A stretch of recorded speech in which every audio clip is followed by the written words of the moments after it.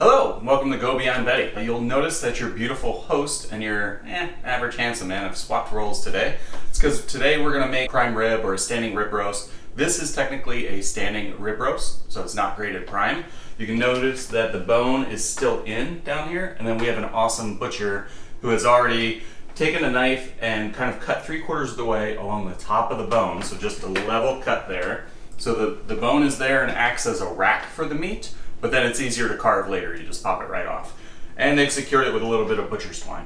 So we're gonna do a reverse sear method, meaning we cook this low and slow and then crank it at the end to get that crust on there, which I think makes it more done. When you slice into it, the warm pink will be all the way around and then a hard crust on the outside. We're gonna get started with a wet paste. What we've got here is 7 teaspoons of kosher salt. We're gonna add to that 5 cloves of garlic, that in there. And then I've got 3 tablespoons of fresh thyme and fresh rosemary. So just drop that all in the bowl, give it a quick whoozy what's it to get it somewhat incorporated. And then we're just gonna add in about 1/2 cup, maybe a little more, maybe a little less, depending on how it absorbs. So if you're using dry herbs, it may take just a touch more to get that wet paste consistency that you're looking for, but I'm gonna start with 1/2 cup.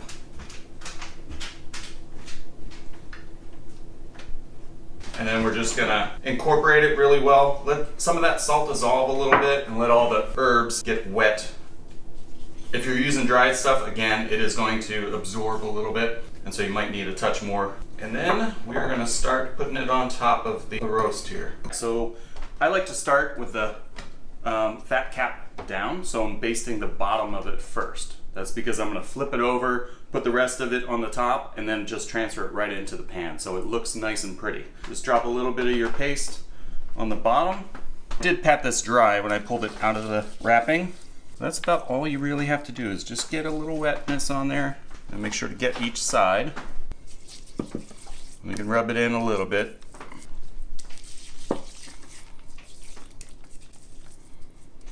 And ideally you want to do this the night prior if you can. The longer it sits on there, specifically the salt, the better it'll help with the structure of the meat. You kind of pull out some of that excess moisture and impact a little bit of salt.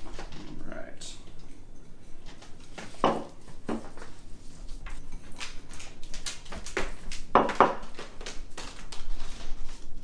The helper. Yeah, Pilot's trying to help us out here. He likes meat as much as we do. So we've got it pretty well with a wet rub on there or wet paste. I'm gonna crack some black pepper on this. We're gonna seal it up and leave it in the fridge just to sit and let all the flavor kind of get in the meat. Ideally, at least 4 hours is what you wanna do. All right, so our meat has been seasoned and rested. I pulled it out about 40 minutes ago and just let it sit on the counter so that it would come up to kind of room temperature. We've preheated the oven to 180 degrees. It's gonna take just under 4 hours. We're using a meat stick. We're gonna insert this completely all the way into the thickest part. We've got it completely seated and then it's sitting, so we've worked our cooking time and we're gonna click start cook. All right, so it's already started counting the time. The internal temperature is at 50 degrees. And now I'm just gonna transfer it over into my rack. Drop that in there, fat side up. So the meat stick, what I like is that it's in the meat the entire time, right? So it's submerged in there. It's gonna tell us what that core temperature is. And this outside piece, ceramic piece, is high temperature rated up to like 550 degrees or so. So as long as it's fully seated, it can stay in the oven the entire time and monitor the temperature. It syncs through Bluetooth to your phone and can constantly tell you what the temperature is and then give you an alert of when to pull it out. I love using a thermopen, but you have to be very vigilant. You gotta pull it out a couple times and check it, and there's nothing to tell you if you're going over it. Prime rib's expensive, so you wanna be as efficient as you can. That's one of the reasons that we're using the meat stick.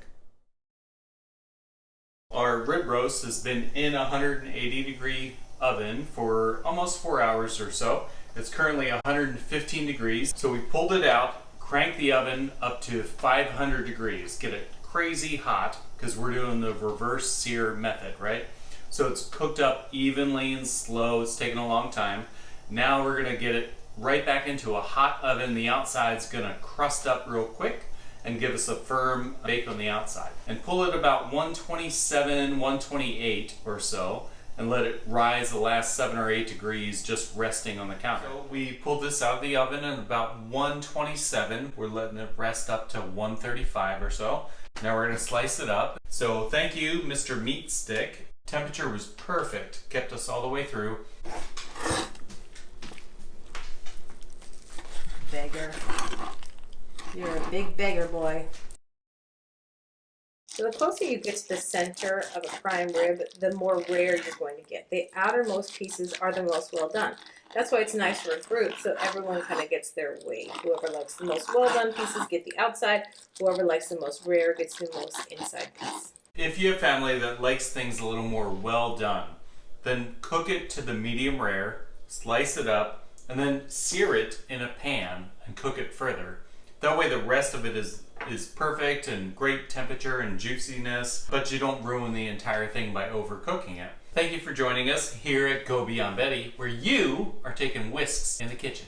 You're making a 7-pound hunk of meat into something delicious. We'll see you again next time. Don't forget to like, subscribe, comment.